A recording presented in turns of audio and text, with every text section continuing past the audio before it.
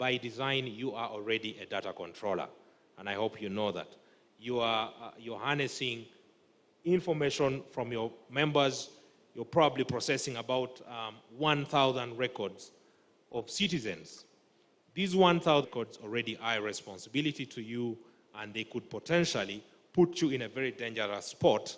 If you get hacked and that information gets exposed, we shall not understand that, oh, but he's a startup. Let's have mercy on him. No, the law doesn't work like that. So this is why processes become critical, ensuring that we're mindful of our regulations. The third element is technologies. I think this is a no-brainer. When we are building our systems, let's be mindful of the technologies that we integrate into the systems. One of the biggest disruptions that we are seeing in recent times is cloud computing.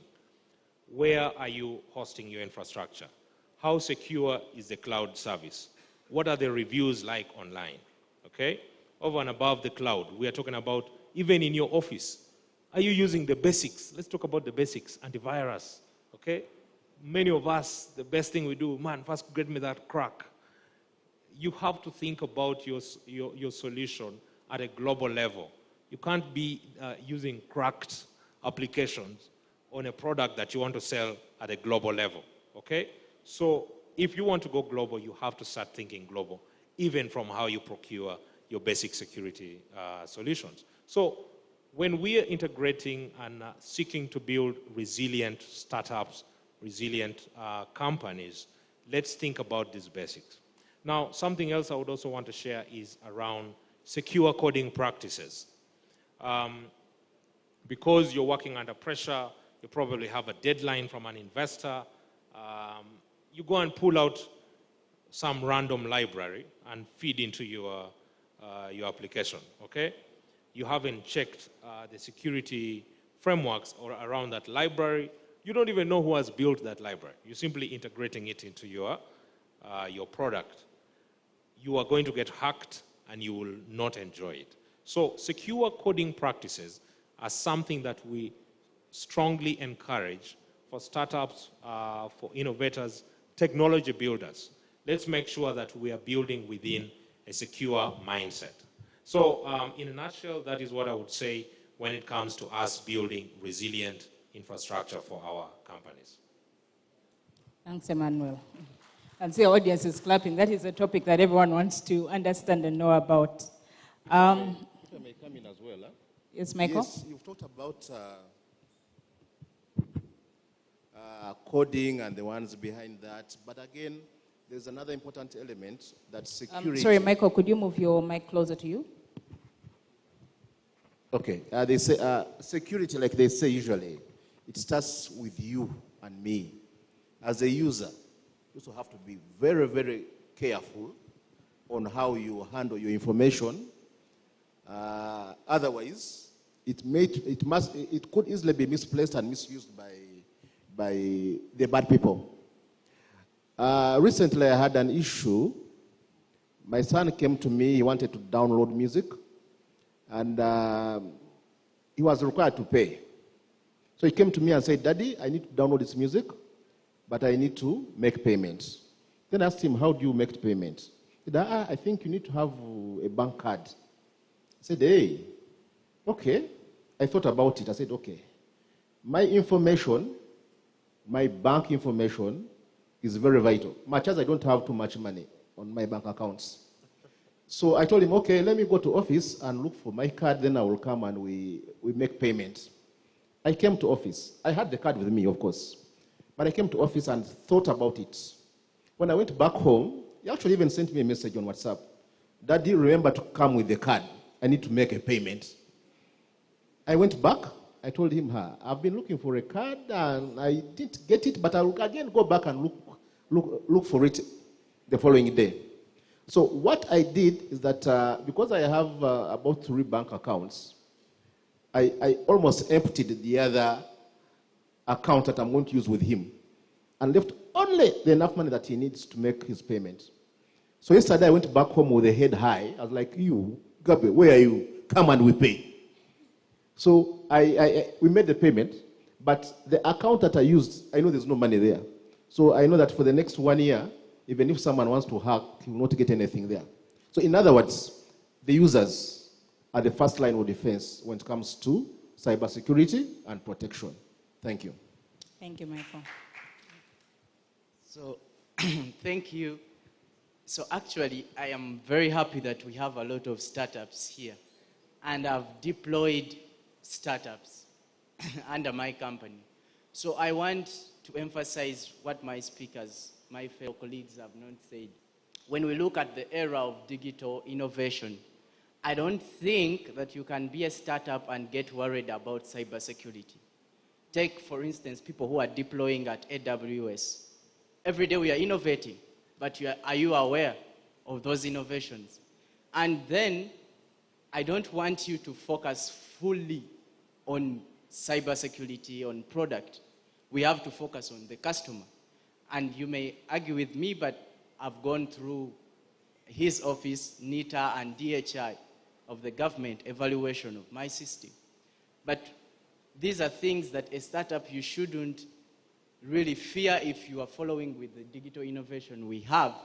So you can embrace this digital protection that we have, use these systems, and then you can protect yourself.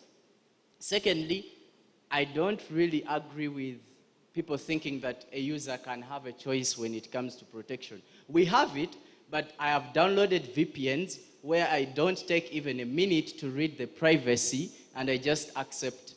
Because whether I don't accept or I will not accept, I want to use my VPN. So how many of us do read it? None. And companies will spend a lot of money to develop privacy policies that people will not read. I think the solution should be NITA and other communication agencies to come out with campaign, come out with people that people know what is cybersecurity, rather than us developing policies for people to accept in the app. Because at the end of the day, I want to use the app. Whether you say it is risky, me, I will accept. And most of the youth here play games with VPN. The game is not accepted in Uganda, but I want to ride my motorbike. So I'll load my VPN, I'll accept, and I'll play. Okay? Thank you. Thank you, Emmanuel. Next question goes to you. I wanted to interject and strongly disagree. Emmanuel Shaga, I'll give you an opportunity to respond to that. Okay, I want to attack Emmanuel. Thank you. Emmanuel Sechanzi. So how can startups and small enterprises with limited resources embrace digital innovations and effectively compete with established players in the market? Thank you. I think we are going to have a long chat with Mr. Emmanuel after this.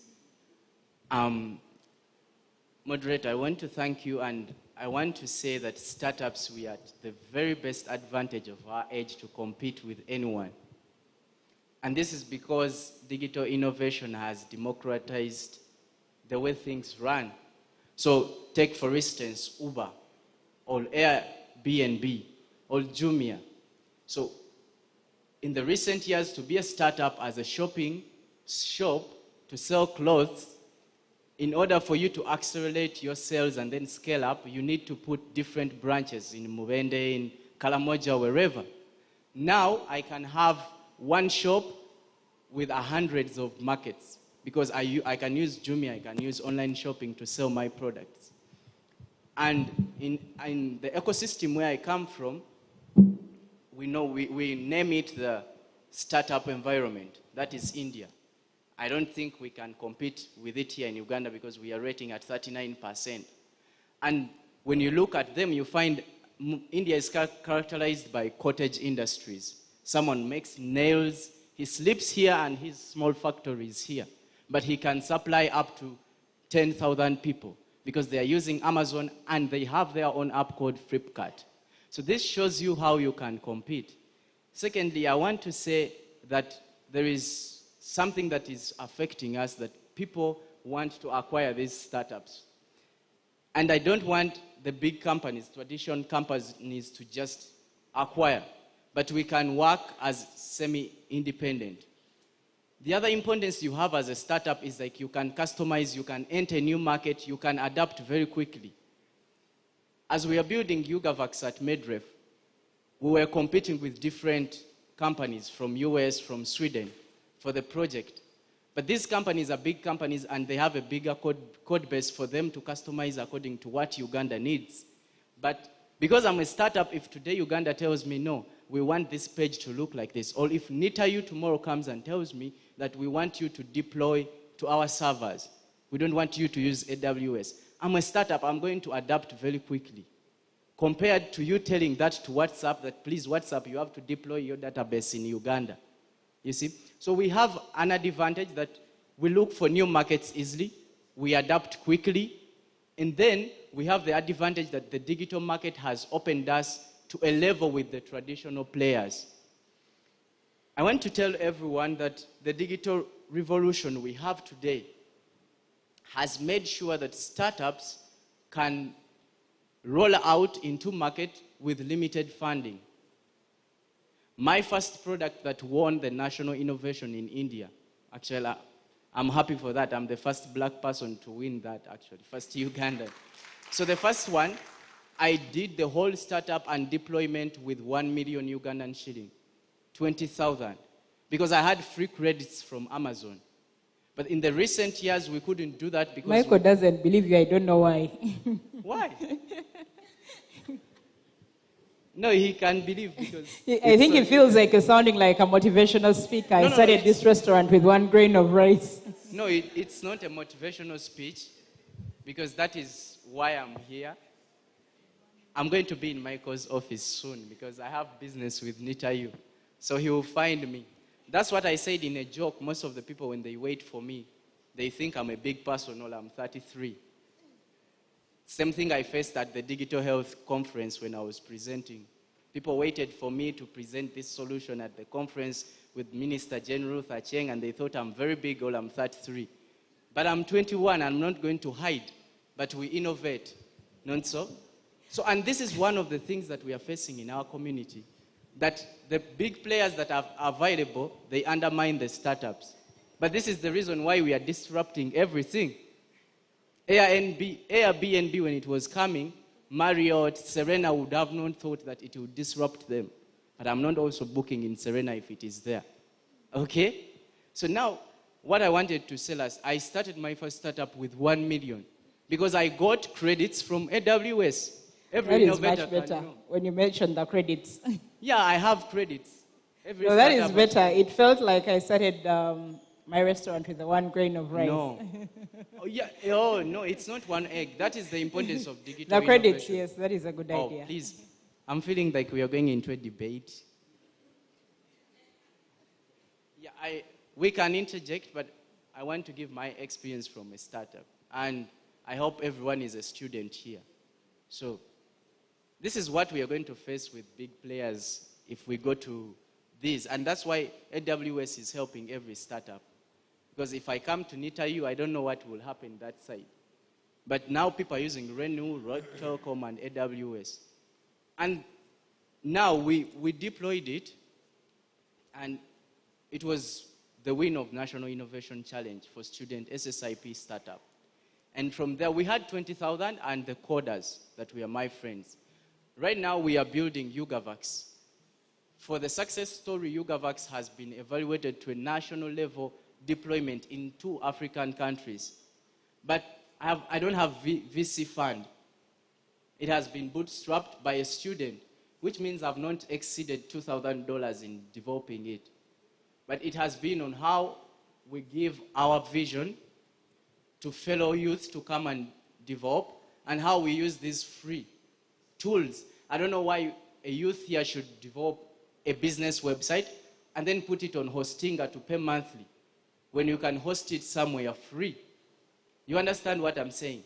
So these free tools, these digital innovations have really changed the way we play. We were investing tens of thousands in developing mobile apps. Yesterday, AWS launched the new AI, where someone has to input the features they want in the app, and it will develop the model. Same thing with what we are having with ChatGPT. Who takes 1 hour writing an application later when they generate it with ChatGPT? I've seen startups in clothes succeed in India. They're using generative AI. They look at the data and then generate what you may need. So these tools have made us produce quality at a cheaper cost. And as a startup, you have to embrace this. If not, you are going to go for VC funding, and you're going to lose your vision. So I will go into debate with anyone who really thinks we cannot deploy at a low cost. Thank you. Thank you, Emmanuel. We'll come back to you. So we've spoken about cybersecurity, we've spoken about how to scale. Now there's a challenge that we usually have, which is a workforce challenge. So with regards to the workforce, what challenges, this goes to Florence, what challenges do you face in upskilling workforce to make sure they keep up with digital innovation, and what can organizations do to bridge these gaps? Because we'll talk about all these things, but the skill might be lacking. Yeah, that's true, and definitely upskilling is a challenge. Please help me move your mic closer. Thank you. Sorry, okay, sorry. Yeah, I was saying upskilling is a challenge that a lot of entrepreneurs face, because do you have the skills within your organization? And some of the challenges that they face is one, lack of resources. It's resource intensive. You need to be very intentional about what skills you need and how you can do a needs assessment within the organization so that you can identify the skills and then begin the process of skilling your staff. So that requires a lot of resources. The second challenge would be the lack of time. Will this be done during the organizational time, or is it done during your free time? And if it's to be done within my free time, is it a priority for the staff, or is it a priority for the organization? Because if the skill in question is something that the person would benefit from, then maybe they are willing to do it within their free time. But if it's a skill that you as an organization have to put in the resources, then it should also be how to look at the time that an employee is putting in, and how you can ensure that there's also time for skilling. Another challenge would be lack of local content, and this can be seen in the Ugandan context.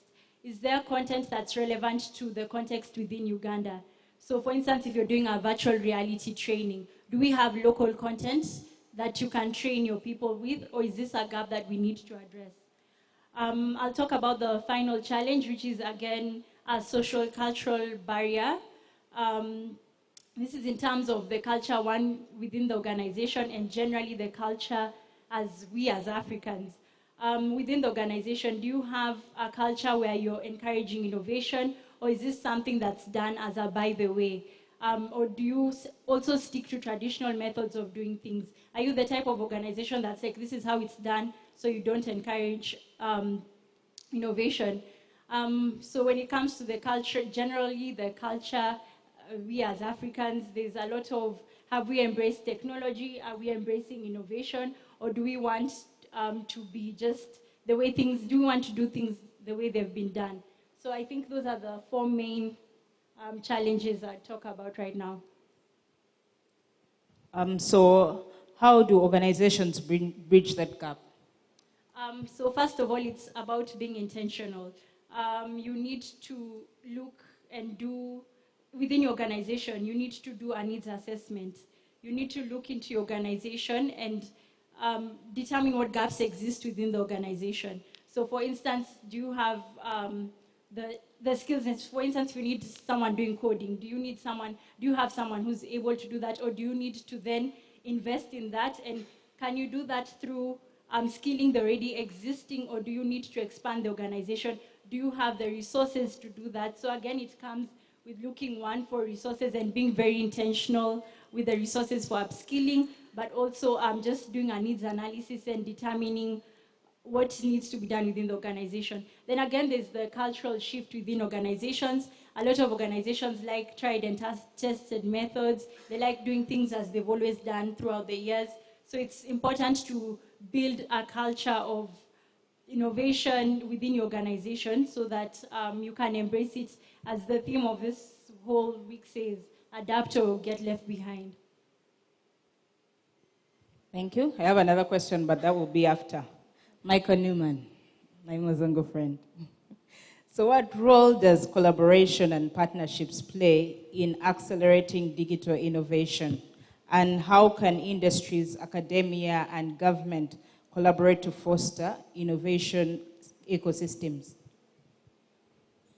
Thank you. You've mentioned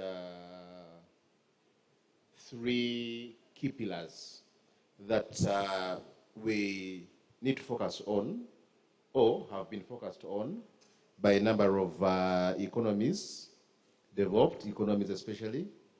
When you talk about industry, you talk about government, you talk about academia. Those are very important pillars because each one of them feeds into the other and feeds from the other. For instance, when you talk about the academia and you talk about the industry, for instance, industry would want to have the products, the academia would want to have the products that they churn out, that the graduates, the diplomats, and the like, to be taken up easily by the industry. But again, the industry also wants the academia to look at the products that are relevant to them. So the academia feeds into the industry, and the industry feeds into the academia as a way of making it known, the kind of qualities and that they need from this human resource. Again, when you look at the industry and the government, of course, government looks at the industry in terms of jobs, and the industry looks at the government in terms of favorable taxes, infrastructure. So that is now industry and government. Again, government and the academic, they also have a silent relationship or what they require from each other. For instance, the academia will want also a favorable environment to have their business operate. They also want funding from the government as well. And again, they also have, government has got strategic demands when it comes to skilling that we're talking about recently here.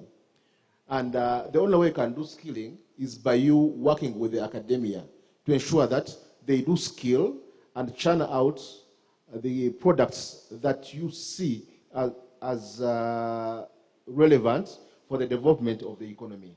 So the three pillars are very essential in the promotion of digital products. I know I'll have other questions later. All right. Let me give Olga a chance to speak. So Olga, the digital divide remains a global challenge. Everyone is innovating for the communities we can easily reach. Whoever thinks of an idea, let me go for an idea in Kampala, in Mukono, Mbarara, or places where they know people have money and don't have constraints of infrastructure. How can we ensure that digital innovations are inclusive and accessible to all, especially to the underserved communities in developing regions?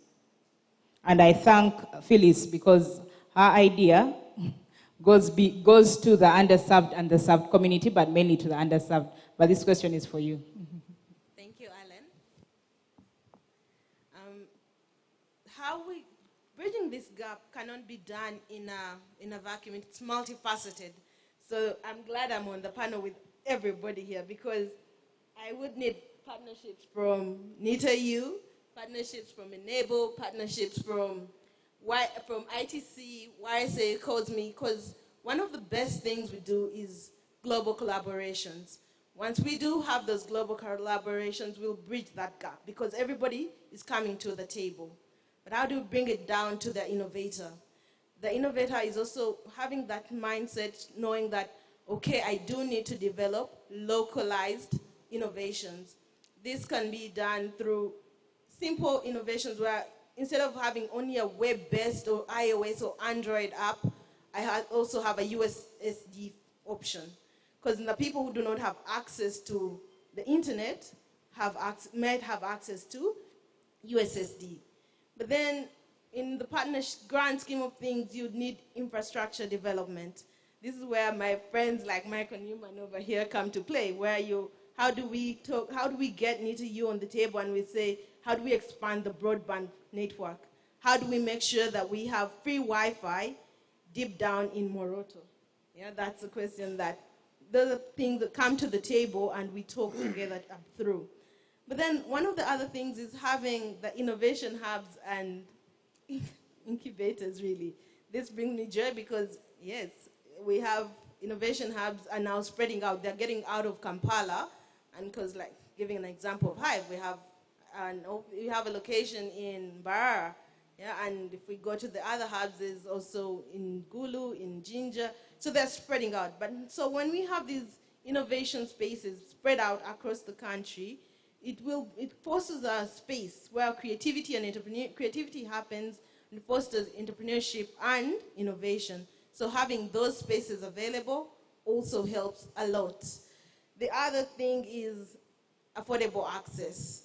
How do we make sure that the internet costs are actually affordable to everybody who needs it? And this might require a bit of creativity, both on the public side and also the private side.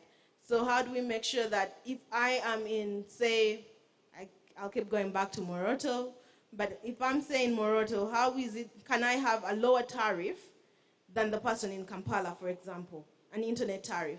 So it's creativity on all sides. Do we Michael, bring that question goes to you. Can they have a lower tariff in Moroto? Yeah, it's a rhetorical question. Go on, Olga. I know, honestly, so many of these things are going to put Mike on the hot seat. And I'd like to have a more in-depth conversation with him. But how are we doing something like that? Are we able to geotag such that when I'm in Moroto, my internet is cheaper than when I'm in Kampala? I'm the same person, but do my tariffs reduce due to my geographical location?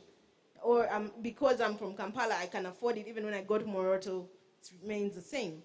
So it's different. So those are questions that come to play. How do we do that? Then the other thing, and we might take it for granted, but digital literacy. Are we actually educating people on how to actually use digital tools? We're all over creating, we're doing all this, but like Phyllis said, they actually go down and actually train people. So are we actually doing the training? Are we educating people on using the digital tools? Or we create and you're like, it's a simple step, maybe I'll put a user guide and everybody can use it. But there are people who do not know how to operate a smartphone in this country. So how are you actually helping them? Are you providing any assistance? Or you just think, oh, because I'm an innovator, I like what my friend said, oh, they see him and they think he's always doing bigger things. The bigger things you're doing, are they actually accessible to the small man, little person down the road, the last mile person? Or they are big things for the big people? Yeah, I don't know. So some of those things. And again, we go back to the mobile technologies. Right now, so many people have access to a mobile device. So creating applications that can be utilized using a mobile device would be one of the ways to bridge that gap. I can go on and on and on, but... Thank you, Olga. Yeah. I just have a question for Rita. If I may, before Rita. Yes, Michael? Just, Olga, like what you're saying, apart from affordability, the relevancy of whatever solution you're putting out there, I tell people that one of the things that we benefited from COVID, much as it's bad, for us, the IT people, that's when people woke up and said, hey, by the way, we need to have connectivity, we need to have... I got back home at one point, my P5 girl was telling me, Daddy, we have no data. I'm like, okay, who told you what is data? But to me, that was something that was picked up as a reason, as a cause of necessity. Things were being done online, including school. People were doing school online, which was never the case. I had a problem with my people in office, not where I work now, other offices. You tell someone to have a meeting, and it is online. They will say, online? Now, how will I know that people are there and people have understood what I'm saying? So when we went through COVID, people got to know, hey, by the way, we can't do things online. We can't have meetings online. And they come with their own advantages. You don't have traffic jam, you don't have waking up early, you don't have, that even after COVID, when you tell people we have a physical meeting or we have a meeting, they would ask, is it physical or virtual? You say physical, like, you make it virtual. Because by the time I leave home and come to office, this jam, I prefer having a virtual one. Like, when you have a virtual one, you tell them, okay, we have a virtual meeting. All of you, please put on your cameras. You say, that is tricky. That is tricky. But I mean, you have to monitor what is happening. Are they there or not? Others would say, you ask a question and you want, you want a report from them. They'll say, network. That's what happens. Anyway, those are some of the advantages and disadvantages of online services that we are pushing out. Thank you. Thank you. I'll come to you. Rita, I know you work with a lot of startups. By show of hands, does any of you own a startup, or are you planning on opening up a startup? By show of hands? Oh, you're many. So, Rita, what are those challenges that entrepreneurs have, or what have you seen in the market, and how do you address them, or what advice can you give them? Okay, general challenges? Yes. Okay. I guess now I'm speaking really to the entrepreneurs. So we see a lot of challenges when it comes to the intake that we get at the academy, the entrepreneurs coming in, those seeking support. And sometimes it's fundamental. I say it's fundamental because some of these challenges should have been addressed at school level.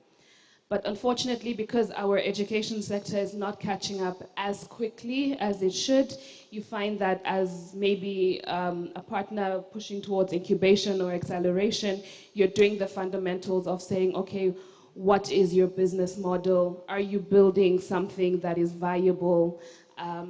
If you look at our context, a lot of entrepreneurs are building out of desperation, unfortunately, and because of it, when it comes to solutions, it's around solutions of how do I solve for my neighborhood, how do I solve for my community, etc. But something like that ideally cannot be sustainable in the long run. Unless you maybe want to call yourself an SME and just have, but if you're looking at scale and you hope that you will be at a global level, you have to know that right from inception, right from the moment you get your idea, this is where design thinking comes in. You have to solve for a more global audience or global users, etc., and so forth. So these are some of the things that we're trying to say, that the Ugandan market, to be honest with you, is not big enough for scale. You look at our population, you look at the dynamics here. If you're building for Uganda, you're going to limit yourself entirely. What does it look like to build for East Africa? What does it look like to build for Africa? So now you come down to, okay, even this problem that I've identified, great, I think it's a problem, but does everyone else think that it's a problem? Is there an actual need for what it is that you are solving? And beyond that, what does your market look like? I think you saw MSCAN and Phyllis, Joel and Phyllis come up here and speak about their market size. We don't just ask about market size for no particular reason. And then you find there's actual no product market fit, so we're still trying to solve that challenge of, okay, so I've built something, but there's no fit for it in the market. Or what does it mean to pivot? Many people think that if someone's poking holes in your ideas, it means that you don't understand me. No, maybe we need to sort of get you to a place in which your solution has an actual fit for the market that you are solving for. So a number of things, and of course, if you speak about digital economy, which I think is the point of Uganda Innovation Week, you cannot not think about what the digital economy looks like for you. And these are very simple ways of doing it. We're at a place where information is readily available. You need to understand what are some of the tools that exist, and they're very simplified tools. It's not saying that you need to be some AI fanatic or, but go out there and really think about who is there. And before you even talk about finance, because I know a lot of time we speak about financing, but is there financing? Is there financing? Let's start with the basics and then sort of, work your way out. So I wouldn't necessarily blame the entrepreneurs, because even our environment itself is not very friendly to entrepreneurship. So the fact that you're even an entrepreneur in this ecosystem is so commendable. It's a very difficult journey to take on. So if you do choose to take on it, equip yourself with the best tools possible. Thank you. Let me supplement what you said about scaling. I think collaborations help. MScan, I'll use you as an example. Imagine if MScan has a partnership with someone who sells insurance to the bottom of the pyramid. Of course. Something like that. Yeah. Like, let me give you an example. This phone costs about 4 million. If they were to come to you and say, can you buy this phone at 4 million, all it does is take photos. You wouldn't buy it. But if someone came and said, okay, you can have this phone, or by the way, you can download all your bank apps, you can get your emails here, you can get all the other apps that you need, you would buy it. So imagine if everyone was creating a different phone for a different app. There wouldn't be market for it. So because of the collaboration, there would be market for it. So I know for so many of the startups, like you said, their biggest issue is scale, but if they choose to work within ecosystems and partner with different players, it's kind of helpful. And just to add on, I think Phyllis spoke about this, Phyllis of MScan as well, because ideally she started off with a particular model, right? A non-profit model, and she told you guys how she shifted to a hybrid model because she realized that that was not sustainable. So as much as her work is very impactful, if you do not marry impact with business, then you reach a point where there's only so far that you can go. And I try to really bring this down to as much context as possible because it's easy to say that maybe, build an app for it or whatever. Those apps don't matter or the websites don't matter if you don't know what you are building for.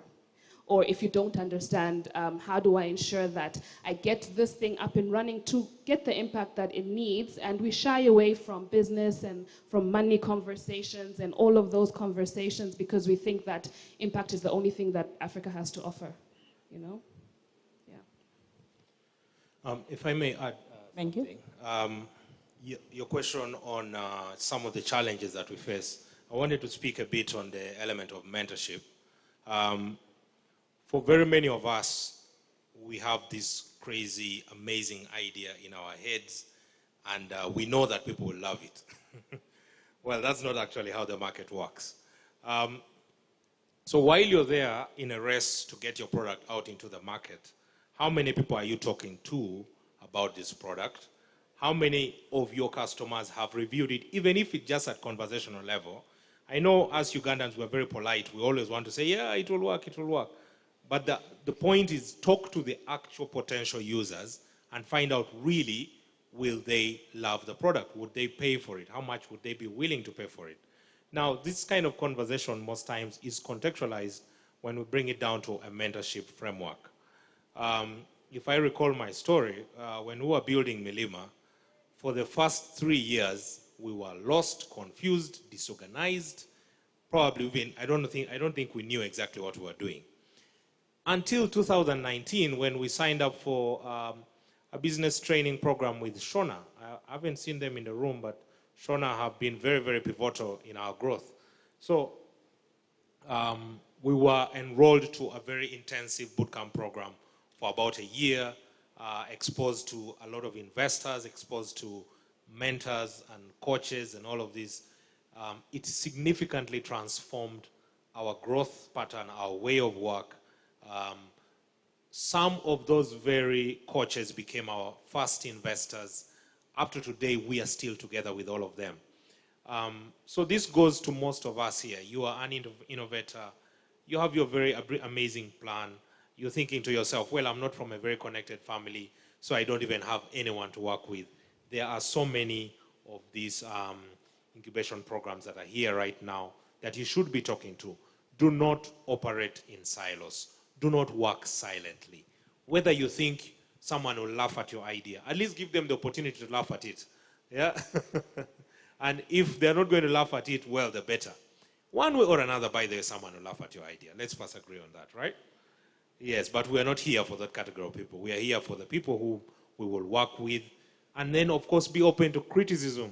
Again, if people laugh at your idea and you think they hate you, sometimes you need to filter through the laughter and ask, what really do I need to improve? So The element of mentorship and coaches is something that we must embrace. At a very early stage, make sure you have an advisory board. The topic around advisory board sounds very ambiguous. Come on, isn't that something I have to pay these guys for? Yesterday, I was in a meeting with the team from JICA, and I'm not sure if they're here today. And we were talking about peer review boards. Peer boards are the setting where you have people of around your age group who can come together to advise you. These are not guys you're going to pay. They are volunteers. They are guys who are rooting for you and wishing you well. But if you had a setting of that nature, a peer board, then you could always pull them together. Hey, guys, I need some ideas. Could we meet on this day? Well, the best you can do is buy for people coffee. That shouldn't be very hard, right? So we meet, buy coffee. Let's talk about this idea. I have this problem. I'm struggling with this. This is where we are at. This is what is falling short. What do you advise? So these are things that we must be thinking about from the onset. You may be having a co-founder. Two of you are still not brilliant enough to go through all of your problems. Make sure you're thinking about a support system, a mentorship framework, coaches around you, people who are wishing you well and rooting for you to actually succeed. These are some of the ways that you can avoid the pitfalls as building your startup. Thank you, Emmanuel. I think you've spoken enough, panelists.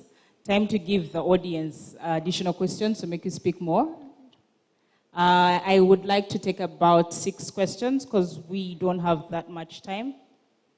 Question number 1, number 2, number 3, number 4, number 5. When I count you, put down your hand and I double count you. 5.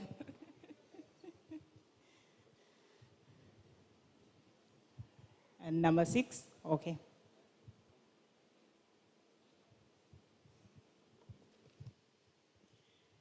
Yeah, thank you very much.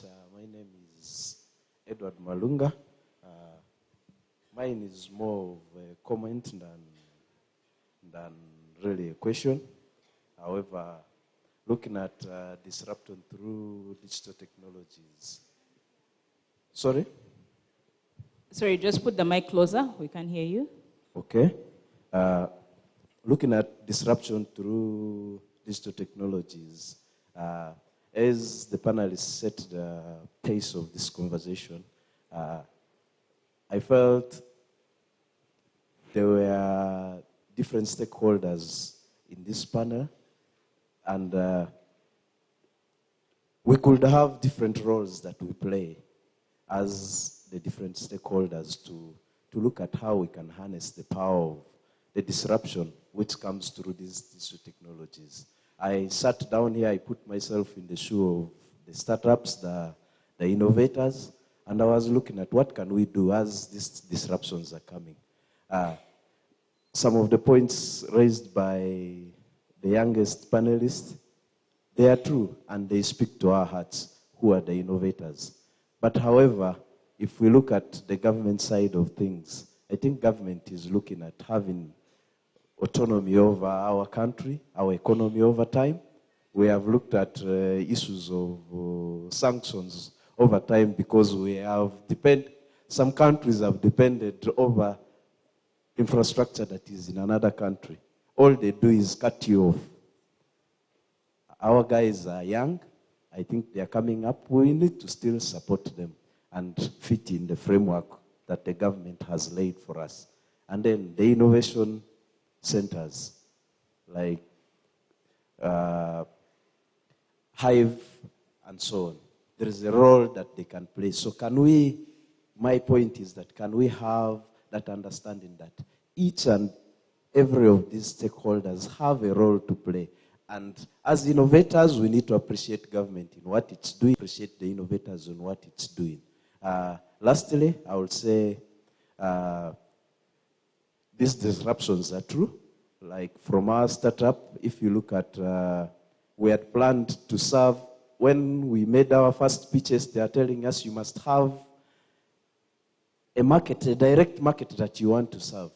We chose a smaller area that we wanted to serve, but before we know, the relevant sales we made were coming from areas that were outside our market. What was that? It was disruption because of the impact of the digital technologies.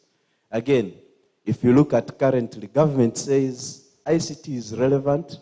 However, if you go to the government entities like BOU, UDP, the facilities there, they will frankly tell you we don't deal in these sectors. So these are some of the downturns. The government talks well, but somewhere something is not that. Yeah, thank you. That's all I. Okay, thank you. wanted to say. Thank you. Michael's parting remarks, I know he'll comment about it. Second, can I have questions, please?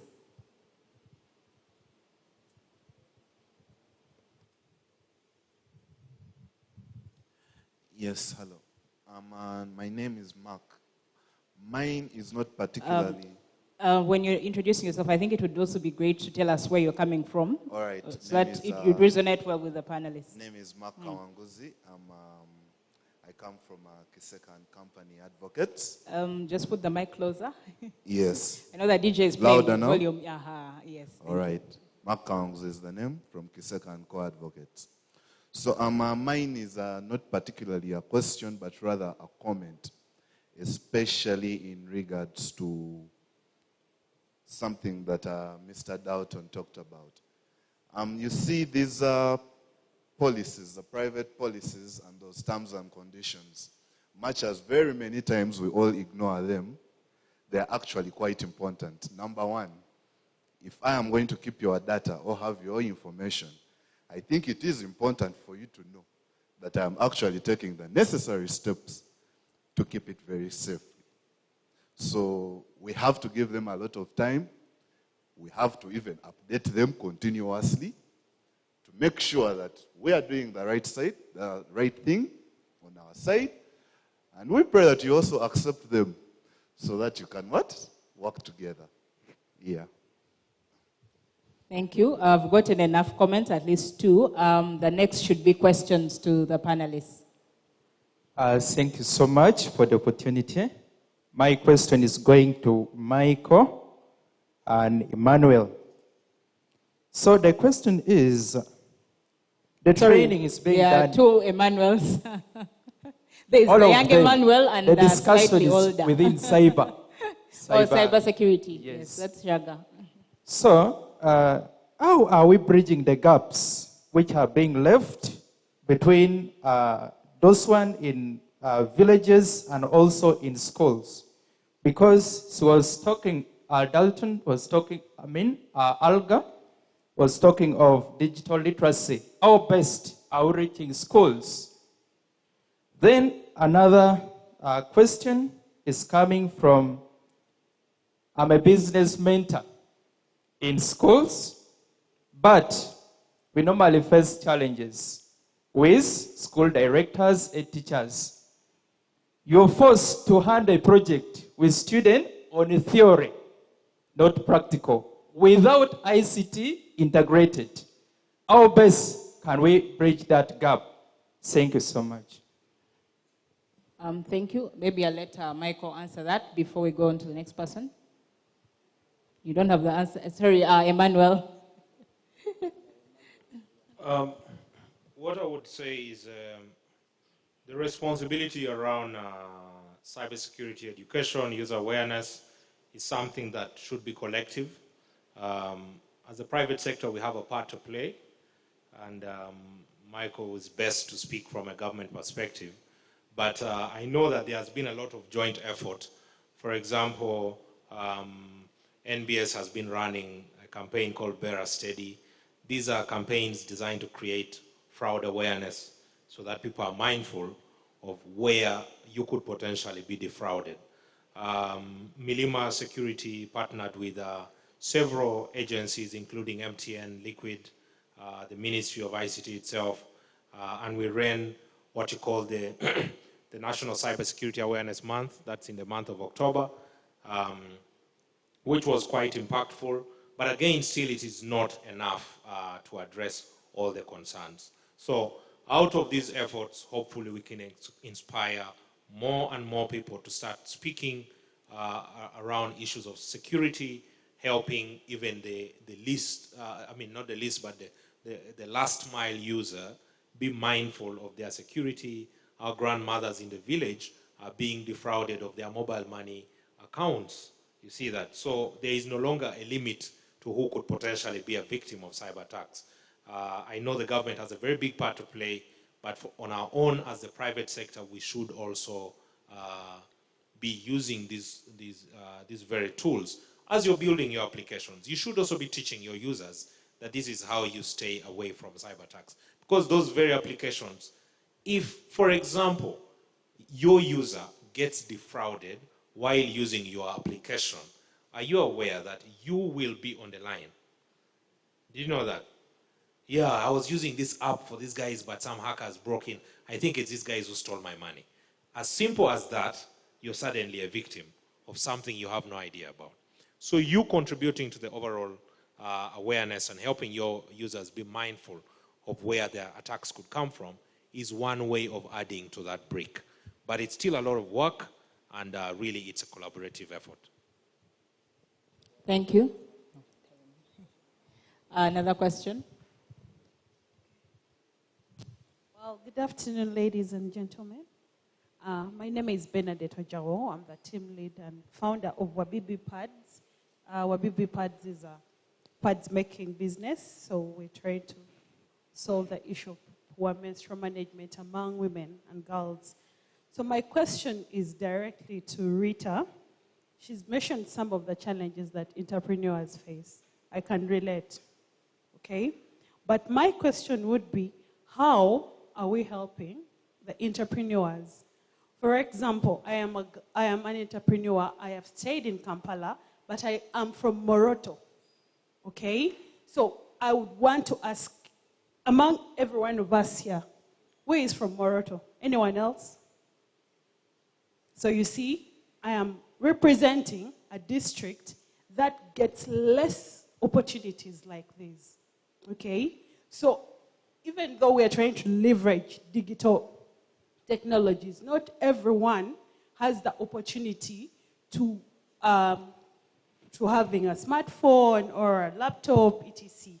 So my question would be, how are we helping the other entrepreneurs out there who cannot access such opportunities? Because, I mean, this is a big platform where we are meeting big people, investors, innovators, we're getting to share ideas. But imagine, 9 districts, I am here alone from Karamoja.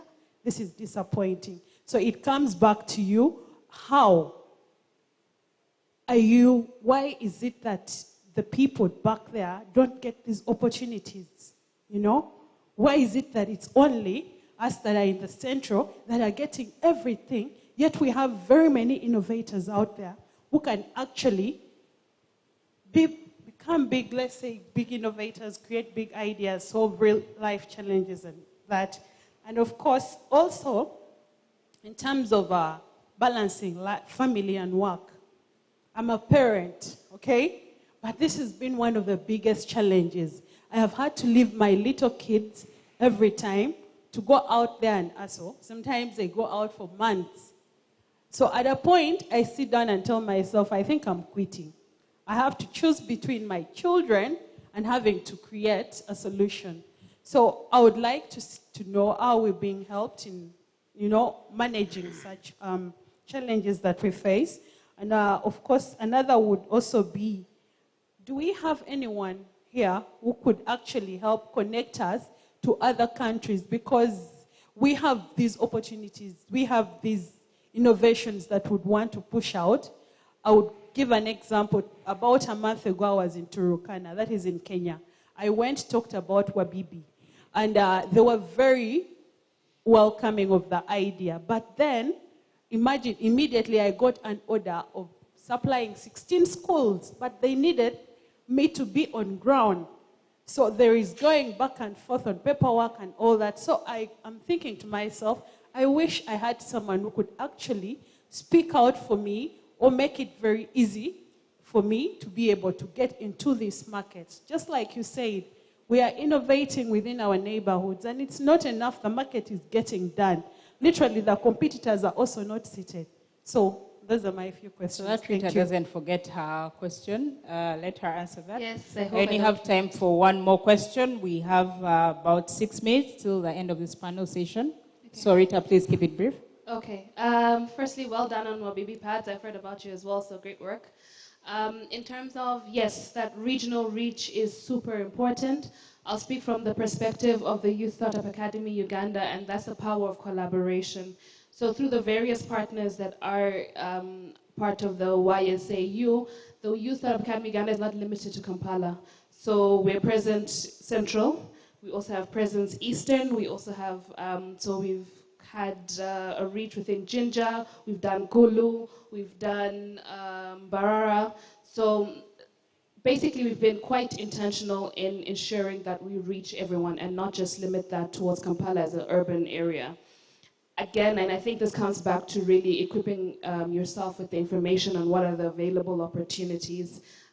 As someone such as yourself who's already in the entrepreneurship space, you then have a level of accountability to become a champion and share the opportunities that you know of. If you have come from your district into Kampala and you hear of the various opportunities, you get to interact with a panel such as this here today. Come over, network with them and say, listen, this is where I'm from, what do you have available for such people, and how can I become a champion in my community to take this information back there? So in terms of that, we do have presence. We've got presence across the country. It just comes down to really, as much as we can do through partnerships to get as far and wide as possible. When you spoke about market is an integral part of being an entrepreneur, and access to market is it.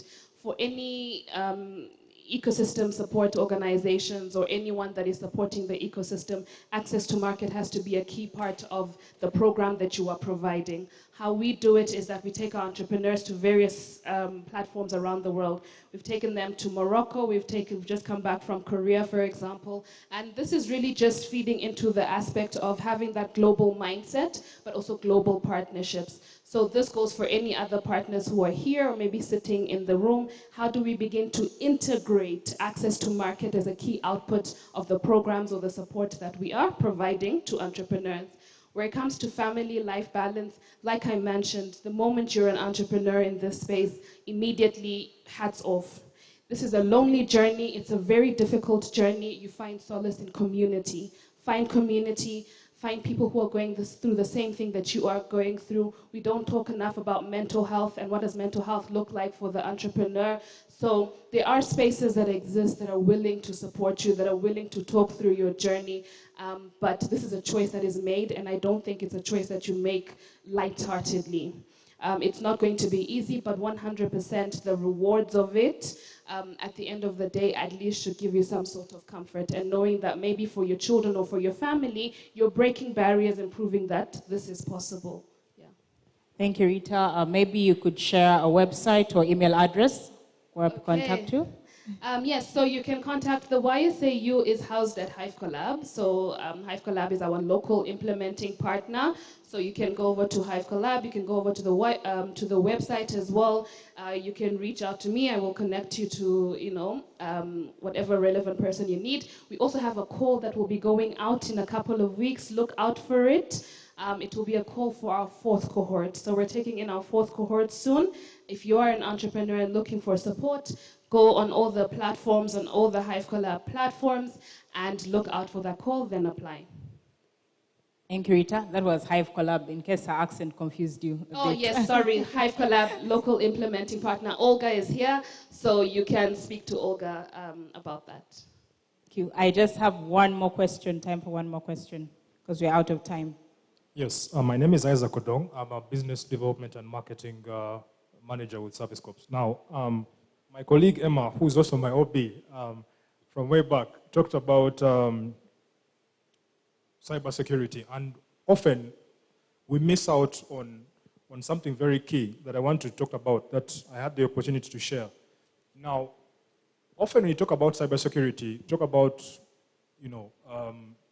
infrared, Wi-Fi, RFID, and network security. However, one of the biggest threats I've seen, and this happened to a client of mine in the advertising space, is Bluetooth, right?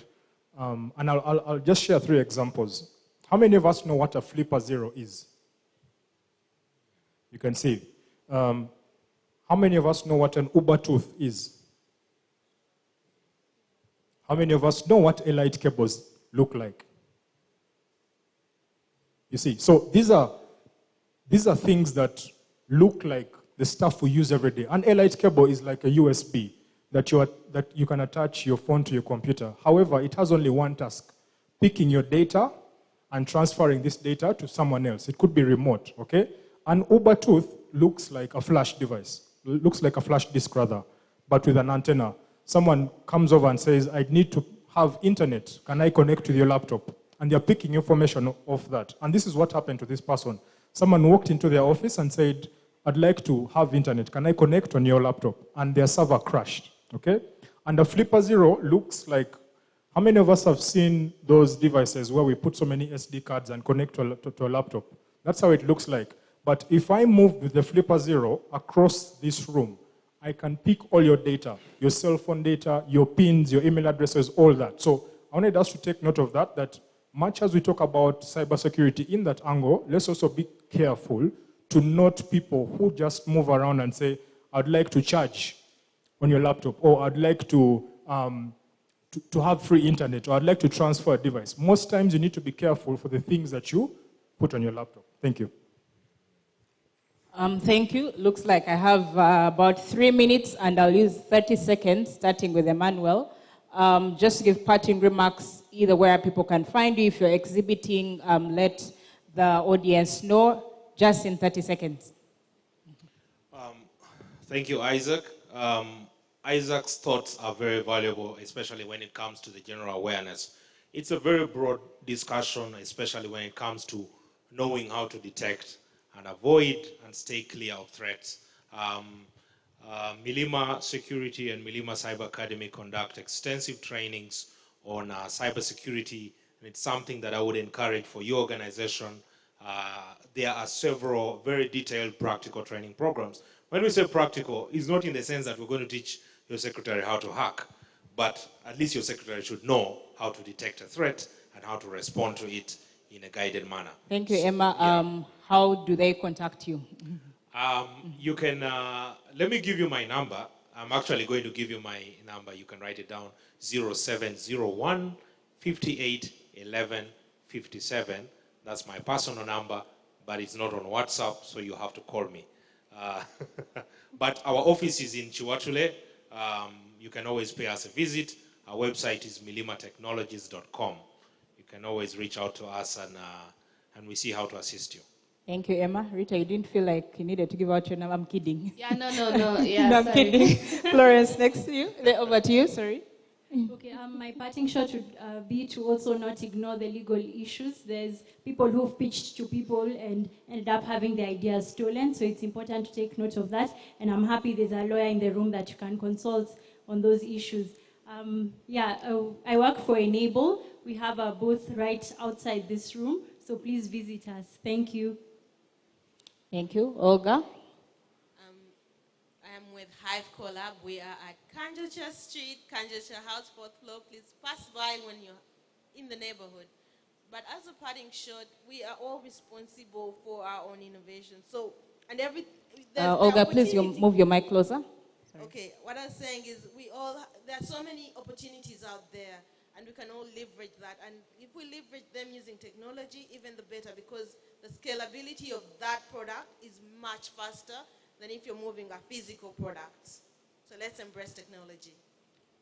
Website, contact number. Website, Hive Collab. You can reach us at www.hivecollab.com. And I can share the detailed email addresses later. Okay, thank you. Michael Newman. Thank you very much. My parting shot is that we need to say no to silos, stop working as an individual in silo, share, collaborate. Like our forefathers said, a problem shared is a problem half solved. So collaboration is the way to go. Thank you. And lastly, Emmanuel, the youngest panelist. Okay, thank you. In my closing remarks, I'll just give one word. So one of my innovations, SICK baby referral system, is incubated under PIARC, which is under Government of India. But as I was coming to Uganda and I said, I'm going to come and work at home, my director told me, where are you going? You're not going to get any support. And as I was wandering up and down, I applied to StartHub Africa. I hope they received my application. But I never got a response, so I went on as an individual. And here we are. So, and now we are at the national level. I was happy I told my operations that I'm going to sit under, near Mr. Newman, because we have been sent by Ministry of Health to work with them on servers, and I hope we can collaborate.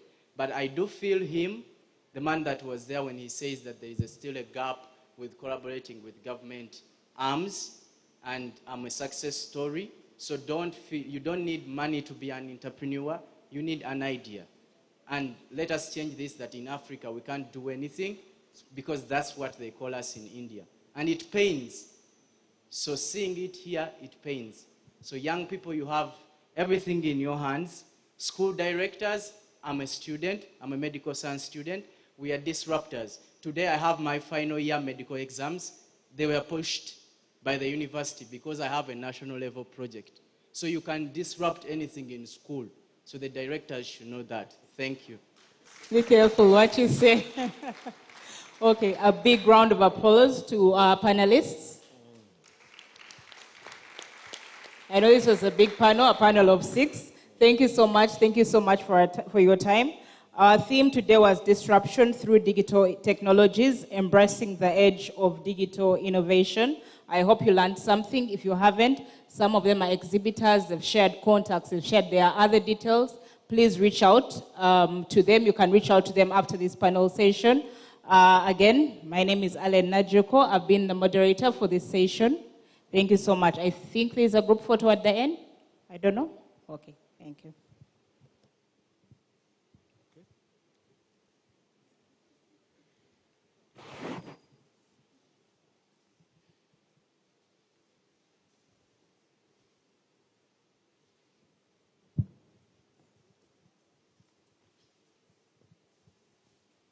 I think you can start with the panelists and I'll join later. This is a well-balanced panel, eh?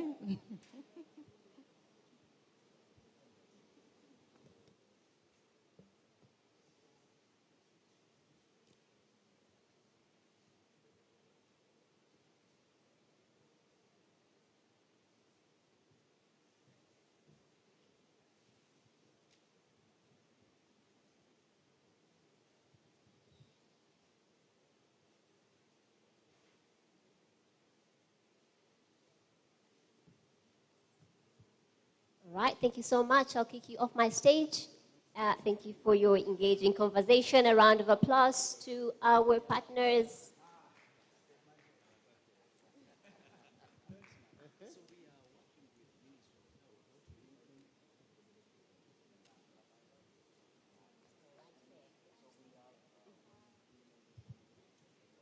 All right, I also started my first business with 2 pairs of shoes. I'm really proud to tell you that now I have 6 pairs for the last 8 years. But thank you. It was very inspiring to listen to you, gentlemen and ladies. Again, our theme was disruption. And I know that with a chunky panel, sometimes it's hard to get into the deep juice. But sometimes the goal for these events is to also just open the door to conversation. If for the first time you're hearing about the Youth Startup Academy, now you take the next steps in actually knowing who they are and what they do and how you can be a part of them.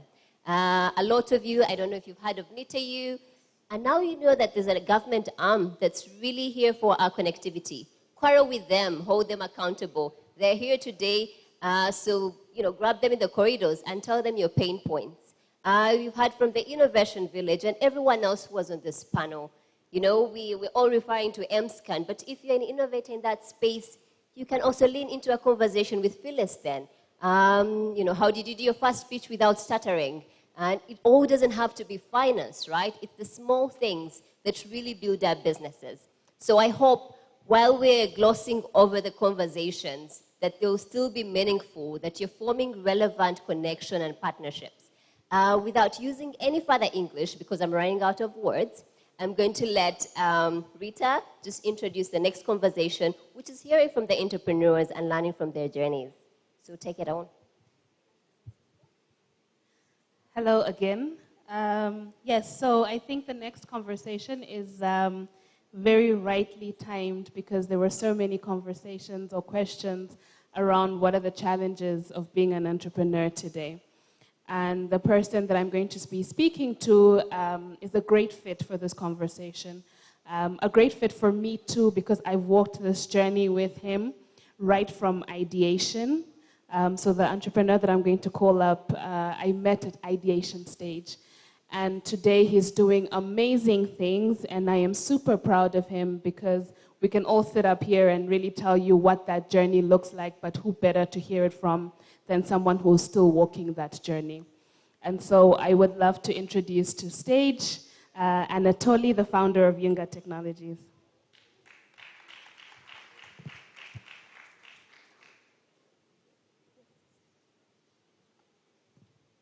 Can you all see Anatoly, or would you like us to move? You can see him. Should we move? Okay.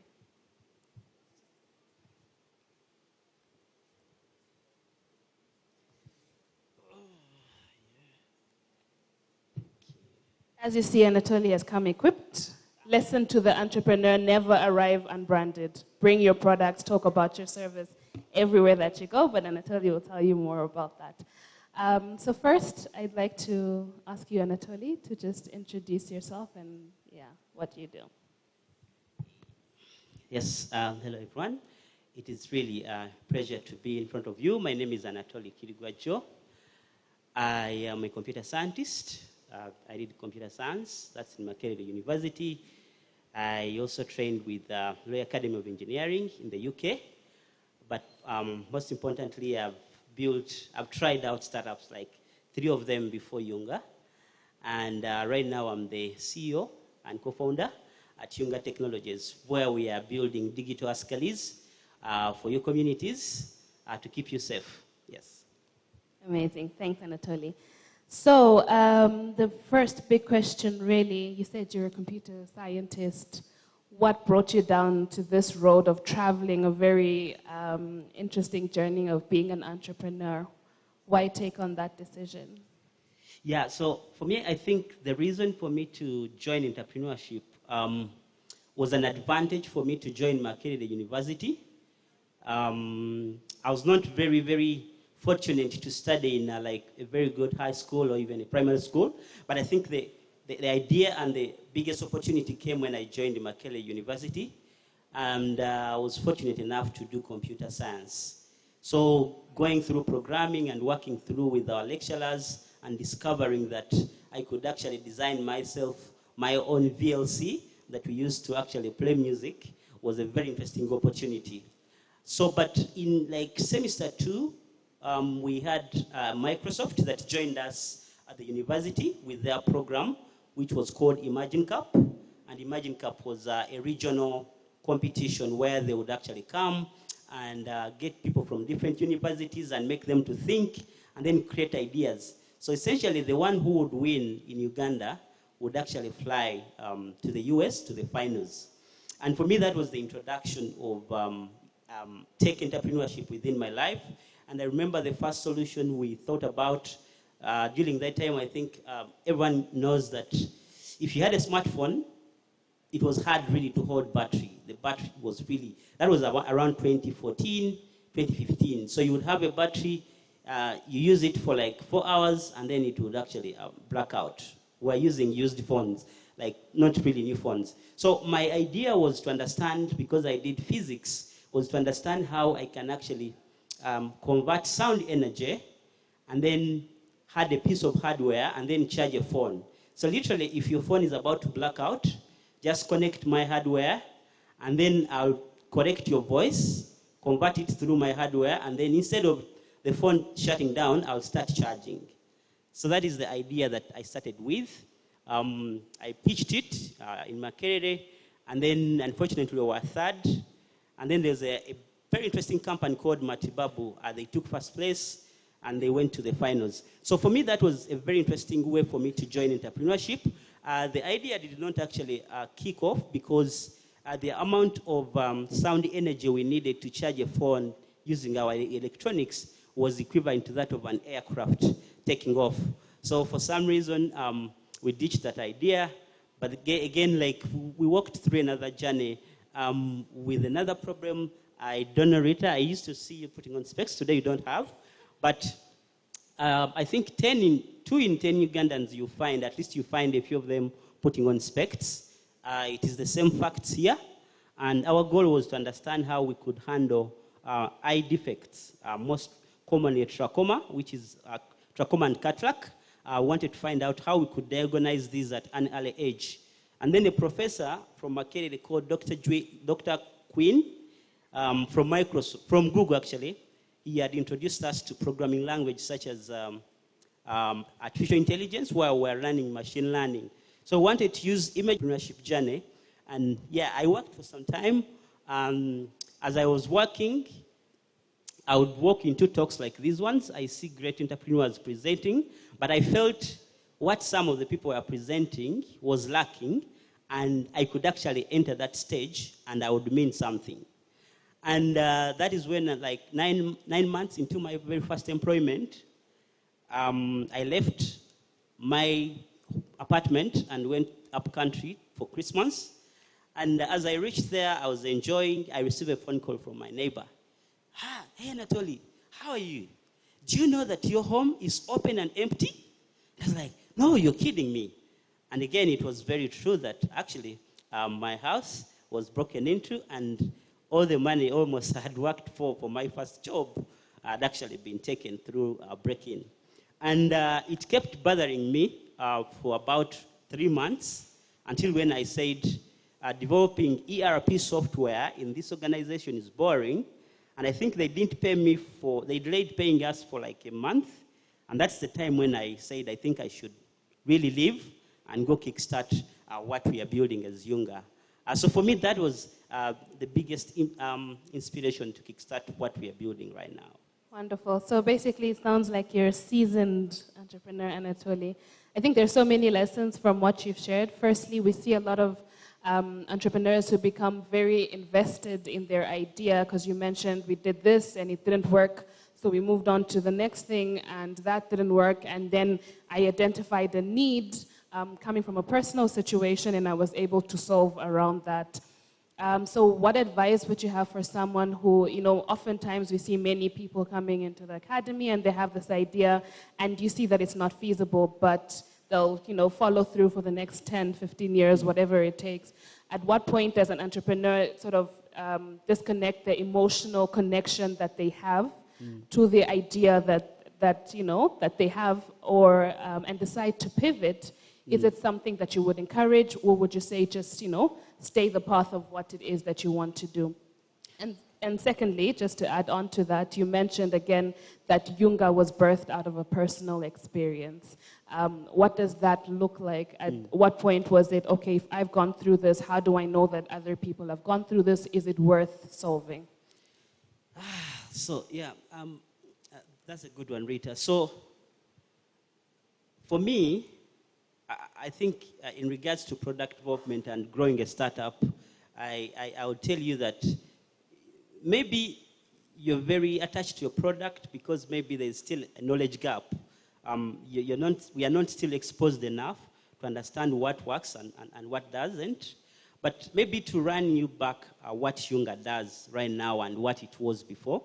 So right now we sell community-based digital security guards. What does that mean? That instead of having a physical guard at your home, then we have designed this artificial intelligence-based device that you're seeing here. Once deployed at your home, it's going to be able to give you protection within your compound. Now this protection is interconnected. If your next home is also having the same system, they will be linked on the same network. So we can connect up to 40 homes in the same locality and the local police station. Now, the trick is that when the guard detects intrusion or someone who wanted to break into my home, we'll distribute the call for action to all other homes and then the local police station. A thing that has proved to bring down response time to under 5 minutes. Now, the problem is, police, yes, is available, but sometimes, as you know, it will either turn up when you're fortunate enough, in some areas like Chiwatli, these community-based police stations, they will turn up because they are supported very well. But in other areas, they will not either turn up or the phone will not go through, or they will turn up actually maybe between 6 to 12 hours. Damage has been created. So for us, I started in my apartment, and the goal was, because I'm a computer scientist, I'll sit down and code an app that will link me to the next police station. I did it for 4 days. It's because my expertise was application development, and I'd done a couple of these for many people. So I thought that was the reason that I should employ to have this product work. After designing it, I visited the closest police station. I spoke to them about it. I also called a few people that I know work in police, and we are related a bit. Said, this is the winning idea. I want the IGP to support me. By that time, I think it was it still Kaihura? Yes, I don't know. But everyone would look at you and they say, what is this, Anatoly? And then I remembered that even when I was robbed, the app would not actually help me because I was away from home. So it died on arrival. So that product didn't work. And that's now when Rita and her previous organization called the Hague Institute for Innovation and Law, based in the Netherlands, put up a call, and they're like, we want applications that solve issues in maybe land-related issues, but there was a segment special to me because it was crime and law enforcement. I applied as any Ugandan, and then by merit, I got in. When I got in, it was really, really a scaffold, because at the hub where I used to sit, there was a gentleman who actually got to know about the idea we're building, and he came up in an elevator one time in the morning that, hey guys, you know, I and my wife were being robbed in the night, but I just imagine if there is this device we can put in this home, and once I'm being robbed, I can push the button, and then the neighbors will know, and the police.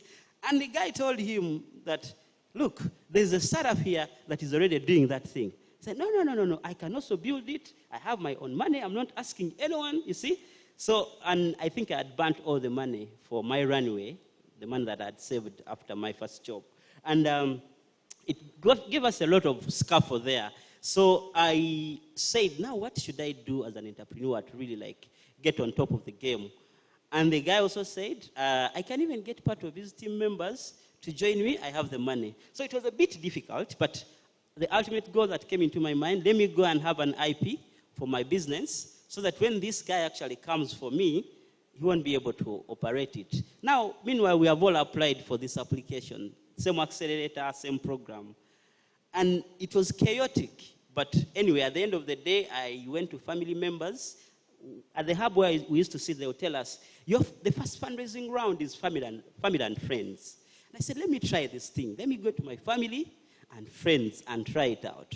I would go to my uncles, I explained to them, this thing is going to do this and this and this and this. I said, And I told you, that sounds like an American-based solution. How are you going to do it? You see? But anyway, they would, out of mercy, they would say, get 100K, get 500K. So I got over, I think, 1.2 Uganda shillings. I went, I had gotten a new team member who was good in hardware. We sent for a few parts in Nairobi, and we assembled our product. So there's a video they tell you to upload while you're applying. We sent it. And then the following day, we phoned the guy saying, guys, congratulations, man, me, I've been pushed out. So I said, I think it was true resilience that we had the mind, and the way we were answering questions was completely very different from a guy who had just seen us doing something. So we went through their program, and we got access to 20,000 euros, and that really, really, really changed things. But to tell you from what you're saying, we had an idea which was an app, but then this program really revealed a lot of insights that we were supposed to use to actually have a working product. They took us to real customers in Tebe. We spoke to people. We had questions that were not really open. You couldn't actually know what we are building, but the goal was to understand if the problem you're building is there, and then people would actually have a need for it. And we asked 10 people, and then we got at least 70% people willing to actually invest in that product. But you don't mention your product. And that's why we went on to build a physical product rather than the app. But then we decided to say, spice this up with an app because it's the way to go. So right now, if you have a younger guard it's 100% managed by a mobile application that you can move with and actually control anywhere. So I think for me, the goal was to understand if exactly what we are building is correlating with the market. The idea is not for you to do what you love, but is to do what many people love. Not all of them, but a given segment of people that love, and that if it can be actually converted into a market, then you should actually go by that. So for me, that was the idea, to realize that me, I can't build hardware, but finding an opportunity to find another person that can complement my skill. And let me tell you, the hardware guy who is our co-founder, when we got him, he didn't know what we are building. Still, we had that issue of fearing, like stealing our ideas. We just told him, we want you to have a product, 2 devices. Once we push a button, you want one message to go to the other device. I said, that's it? How much? And then he gave us a quotation. He built it. Then when he brought it, we were amazed. And then we revealed out at exactly what we are building. And then he said that even when he was young, their house was broken into in the night, and they were put into different kind of trauma. So he was attached to a problem that we were solving, and since then he became a co-founder up to now. But again, yeah, it was about understanding if what exactly we are solving is what people needs, and if that's the right channel we needed to use. It was hardware. To some of you, it would be an app. Yeah, so for me, I think like looking for knowledge was one of the most important things that helped me to open my mind and look at a solution in a way that doesn't benefit me, but many people should be able to have it.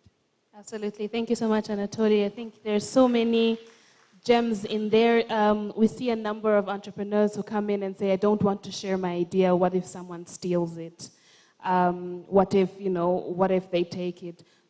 No one can steal your idea because no one's going to implement the idea the way that you would. Of course, there are measures and there are steps that you can take to protect your IP, but you need to be as out there as possible. Share what you're thinking. Through sharing your idea, you're able to find the right partners, the right team, the right people who believe in what it is that you are doing. Anatoly also spoke about research, market research. Is there actually, beyond the fact that he went through a break-in, is there actually an unmet need somewhere? Is there a market that exists? Who do I speak to? What does customer discovery look like for me? And so just going above and looking at it beyond your personal experience. I think we spoke about, I mentioned this earlier, if I'm going through something and my friend is going through it, is there actually a number of people? What does the market look like? Is there an unmet need that we all share?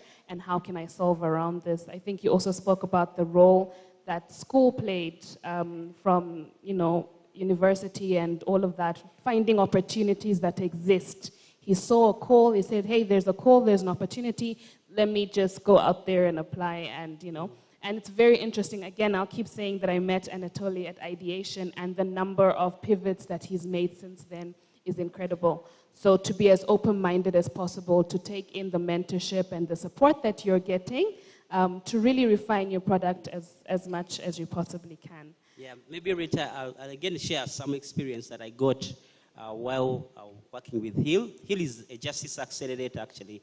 So, again, because you choose to go and find knowledge, you'll always be helped. So, I'll give you an example. We win this competition, first place, 20,000 euros. You fly to The Hague on a global stage. And then they say, okay, get this money. You've given us what to do. This is what you're going to do, A, B, C, D.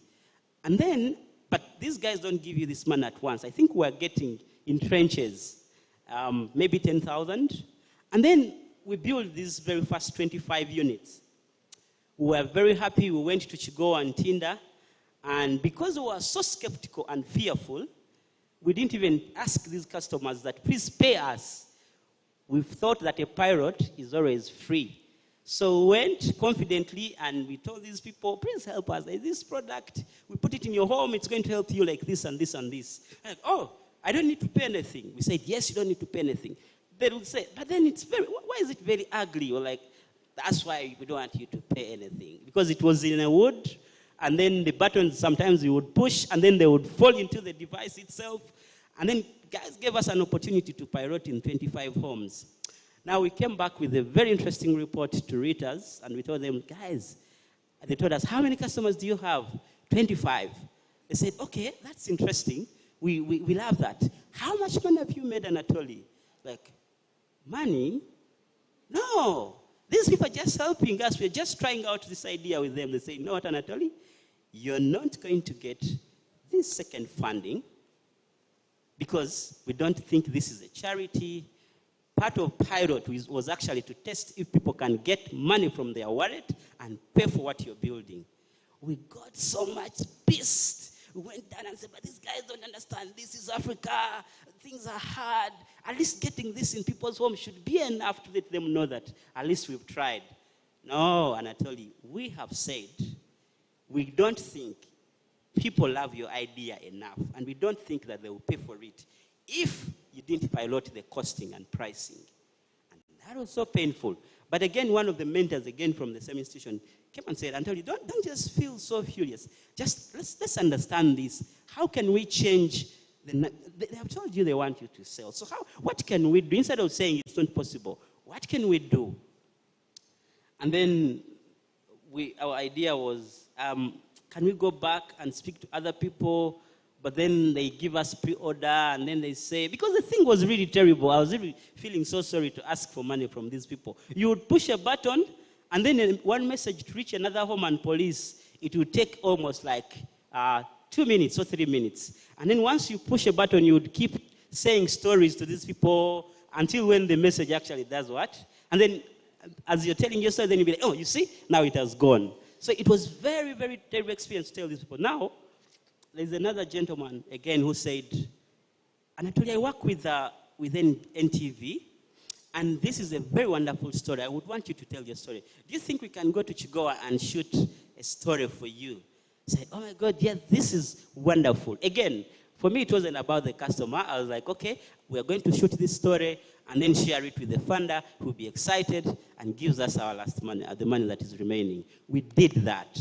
The funder was happy. They saw the video. They posted it on their Facebook pages and all that. We said, "Cut you guys, you see, people love it. Now you give us our last funding." They said, no. Who has paid? So fortunately, I think 3 days within the news, this video was gotten from several people and was spread around through different community WhatsApp group, and they're like, this is a Ugandan thing, we would support them. So I would receive phone calls from people, come to our community, we want this thing. See, then when we went there, I was like, you know what? Yes, we have this product. It will take you 30 working days to have this product. We build it here. It is for you. You only need to pay 30% of the money. And guys would accept, guys. They would say, okay, 30%, 300K, get 100K. Again, we are done like bad costing. That wasn't really the right pricing. But at least when we came back to readers, they were shocked that we were able to get money even without giving people a product. But imagine if we didn't have a supporting organization that would challenge us to that capacity. We would keep in the shelf, we would keep in the studio without even going there to sell. Now, when that happened, we got our funding, then we also used that opportunity to get more money. So as we speak right now, we are counting 20,000 households onto the Yunga protection belt. And for me, that was a thing that I wanted to add on what Luther was saying. If you want to be you alone, maybe you can make it, but then people have seen these things before. They have run accelerator programs. They know how challenging is it, but also maybe luck will find you somewhere. But I think those are some of the things that helped us to build Yunga up to where we are. About 9 iterations, but now we are just in 22,000 homes. Our goal is big. We know that by 2030, we should be in 1 million homes across Africa. How fast we are going to get there, it is by, again, working with other organizations and other partners. So for me, that's what I wanted to add on. Thank you. Thank you so much, Anatoly. Yes, the relationship can sometimes be strained because when you speak about business model, it becomes a very complicated question. How many times have you been asked, okay, but how do you make money? So you've applied, okay, great, I'm helping 50,000 people, amazing. How do you make money? If someone invests in you, if you're particularly looking at VC, ultimately what they want is return on their investment. So you can't go looking for investment if you're not able to justify what the return on that investment looks like. If you're looking at a grant structure which is non-equity, of course they're not looking, but the return they look at is what does your sustainability look like? If tomorrow I'm not supporting you, how do you ensure that the impact that you're building or that you're creating is still ongoing? And so, like Anatoly mentioned, it's very important to think about what does my revenue model look like? How do I justify my business model? And these are some of the things that you get through support, through coaching, through mentorship, but most of all, being open to take the criticism that comes with it. Not all criticism is in bad faith, and being able to sort of detach yourself from that personal connection to your business to see what it is that people are trying to guide you on. Maybe I can ask Anatoly as well, in line with the theme of Uganda Innovation Week, what role did digital innovation play in your journey, particularly when you started to think about growth?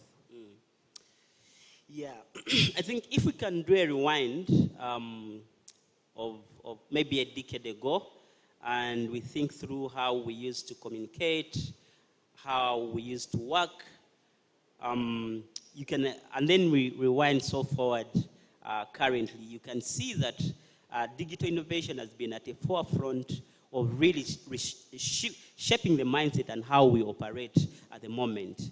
And we always tell people that we are redefining the way how private security or home security is given. And people think that when we tell them that very many times you will not find any physical guard across Africa trying to man properties and home, they'll be like, how is that going to be possible? But we think that through digital innovation, by working with solutions that are not corruptible, because with Yunga, someone will not sleep. With Yunga, you cannot give me money as a security guard to fake that I was beaten, and then you get access to my property and my life, you see? So we believe that because of Internet of Things, the ability to use machine learning to really do surveillance in a very powerful way. At the end of this month, we'll be launching another version of Yung again, but pretty now targeting businesses. And you understand the power of how we are using now cameras to give you real-time detection. Because right now, you know that people be having camera, but they know they have to come back and watch them over and over to prove profit, like to prove what exactly happened. So how do we now create a more efficient and very, very affordable product like the way we did on Yunga? But this time around, we are leveraging on actual insights while using actual visualization of these videos. So you want to be where you are, and then you send a report about exactly what has been happened. Man has been gotten from the safe, you see? Man has been like, again, these incredible things are also are now very possible because of the shift that we have taken in terms of Internet of Things for ourselves, which is the main sector that we're actually handling, and then secure tech. But I think for us, it's been very, very pivotal to understand that you can do things, but if you don't really add a digital perspective, you're not going to help a lot of people. And that's why we are saying that duplicating these digital skills across many communities across Africa is going to be a transformational model. Why? Because it's efficient, it is affordable, and then it's most importantly looking at a local solution. We are looking at an African-based solution. We believe we were in London last year, and then we did the same test that we did here, while proving if Yunga can work in London, and we got 0. Why? Because the culture is different. And for some reason, we've decided to build for Africa. So for us, that's how we view the digital gap. We're actually seeing a lot of problems in very many sectors that because there is no digital channels that people are applying, and they are quite a big problem. But for us, we are seeing it as a gap that is pushing us to actually endless possibilities. And once we use the technology to handle and tap into those opportunities, then we are going to profit and then cause impact that's going to be significant on this world, not only making really money, like how my friend was telling me that, and I told you, you know what, you shouldn't get worried because we went into some competition at our early days and the judges went behind us and then said, we can't win. And the guy said, you know what, I told you, we are not selling soda. We are not just selling soda, because when you're selling soda, your goal is to make money. The other part is maybe because some health challenges. No, and I tell you, you're selling a very impactful solution that is helping people to keep safe. Some of our biggest percentage of customers are women. You know why? Because when these guys know that in a home there is no man, Now they will take advantage of that next home because they know they can take advantage of that. And we've noticed that, and we are continuously pushing a lot of discounts and a lot of attention to such people, you see. So for us, we are using the digital channels to actually embrace and see how we can actually credit impact inside what we are building. I think that's what I could say about that. Wonderful. Of course, I think not that it hasn't come with its own challenges, I imagine. On top of it, like you mentioned, your background is very well aligned to being able to sort of have a component of digital innovation within your solution. But what about the average entrepreneur who maybe does not come from that background? How do they begin to think around digital innovation when it comes to their journey, to their growth journey? What advice would you have for someone who's still new to really this tech space? And I think after that, I'll open up for one question. Great, I'll open up for one question for Anatoly, but otherwise you'll have to reach out to him directly. So, if you're very new to this journey, we welcome you, but also you need to be very intentional if this is what exactly you're supposed to do. It's very true that all of us will not be founders. That's 100% true also. But if your heart beats where entrepreneurs are and you want to push this on, I would encourage you to speak to people that have done this before. But also, if you're not a tech person, I can tell you that I think you're the best person actually to build a digital technology company. You know why? Because your mind is not constrained on just building. For me, if something is not working on the younger device, if I push a button and it doesn't work, I'll be so bothered not even to sell to customer, even to talk about it. A salesperson will say, you know what? This is going to save your life, you see? And then they'll end up pushing it to the community. They'll sell it to them, you see? Now for me, I'm so perfect. I know that the back-end system I built, something is not working very well. So when I'm speaking to you as a user, I'm very skeptical. I'm like, will this thing really work very well for this person? But the sales guy will be like, you know what, man? You know those ChatGPT recommendation, groundbreaking. They'll be like, this is a groundbreaking solution. You see, if you don't get it today, you're losing out. So, and once, now your role will be actually to look out and sell this vision to a technical founder. They are very, very difficult as well. But if again, you work around your pitch, not for the product, but pitch about other people, because that's also another skill that you need to get. I know what to do. The dream is big, but I can't program. How do you convince a guy to join your team and design for nothing, when you can actually get a job that will give him $3,000? That's another skill that you need, bro. So if you can't figure that out very well, it's going to be very difficult for you to build. But what I can tell you is that if you first build it without technology, because if you've heard of Y Combinator, it's one of the biggest accelerator programs in the world. And what they say that start by building things that don't scale. If today you were in a university and you want to build an app that helps students find hostels very fast, the alternative would be you get a developer, chase him around, get some savings of yours, and give them to build for you the product, which is going to be hard. Hopefully you don't have the money also at campus. You would take that route. But another route would be, it's not the app that is actually going to solve the problem. It would be for me to design a solution in maybe 4 hours, and you could ask me how. They are what they call the minimum viable product. So there are very many tools on the internet. I would go and find a Google form and put in a few things. Are you looking for a hostel or a room? Then I'll put I will put location, Chikoni, Nakulabye. You can select, and then I say, which money range are you in? Do you want it self-contained?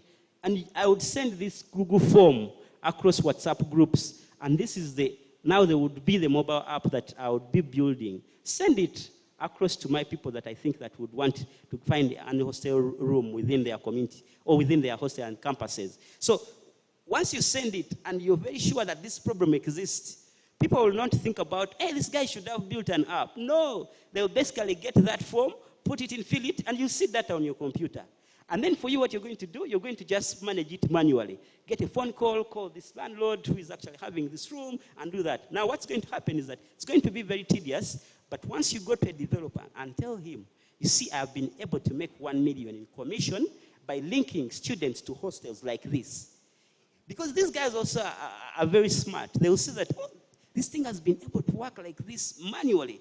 So if we build an app and make it very intuitive, so it's going to actually scale, we are going to improve our operations, and we are going to reach more universities, you see? The guy will be like, I am in, you see? But now if you start by saying an app, but you see that this doesn't really need the technical person. Anyone can build a Google form right now. If you don't know, the learning curve will be very short, 6 hours or even 2 hours on Google, YouTube, you will be actually be able to do that. And now you will be shocked that very many accelerator programs can even accept you at that level. You didn't have any code whatsoever. You're saying the goal is not actually to build the technology. The goal is to solve the problem. Absolutely. That's the perfect way to put it. The goal is to solve the problem. I think we'll take on three questions. Okay. Joshua. Thank you. I call you a friend because we've been hanging out quite for some good time. Yeah. But would you rather provide Yunga as a product or as a service? And which of these best options would you go for? Yeah, so 100% we are providing Yunga as a service. It is very, very difficult for you to protect Yunga as a product. Like anyone can just go replicate Yunga, they will see what you do. In a very short time from China, they will bring it and distribute it across Africa. But if you provide it as a service with a model that is very hard for them to replicate, I didn't tell you, when we give you Yunga, you pay us $3 a month, you see? And then the uptake for you to join Yunga is really, really very low. You can join the Yunga network as low as $135 or $500,000. In the market, a Chinese product will be up to $1,000 or even about 900,000 US dollars, 900,000 Uganda shillings. That's the little you can get a very perfect alarm system. But the uptake is small, but where are we making money? By aggregating other security services on market to respond quickly, by integrating insurance companies to actually, if we fail at some point, you can actually claim, we can actually refund a few of your items once taken. That's a model that you cannot actually build once you say, I'm just building a product, selling this and this. So we are really 100% a service-based company. Great, thanks Anatoly. Let's take on our second question.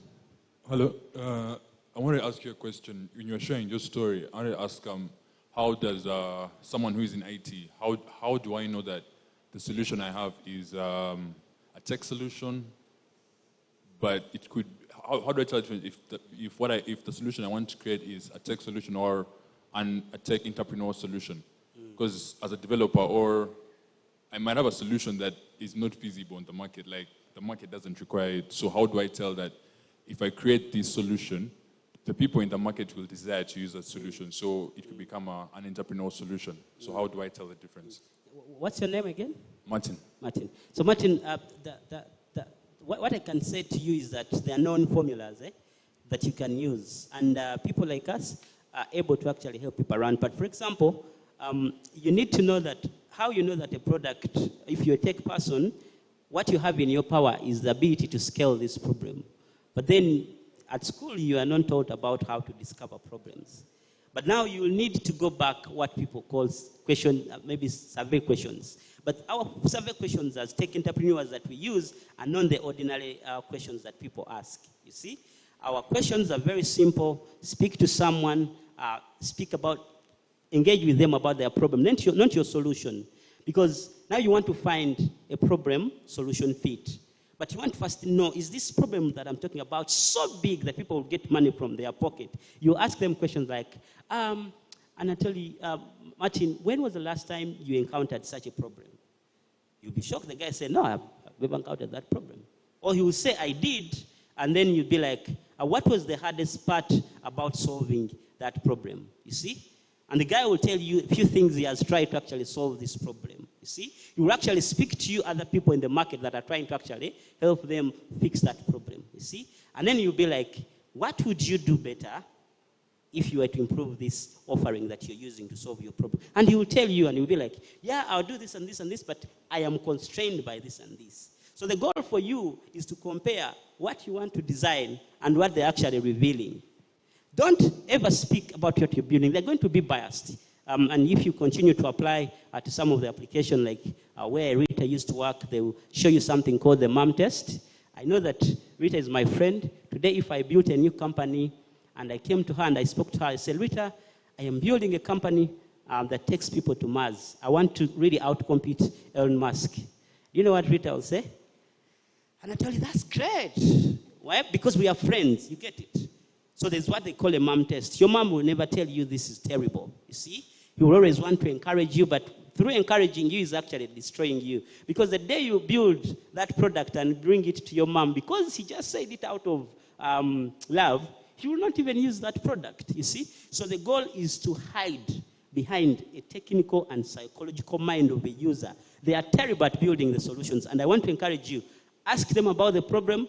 Don't really go anywhere around to ask them about the solution. They will mess you up. They have been terrible. And if a customer can really anticipate your solution, then you're dead.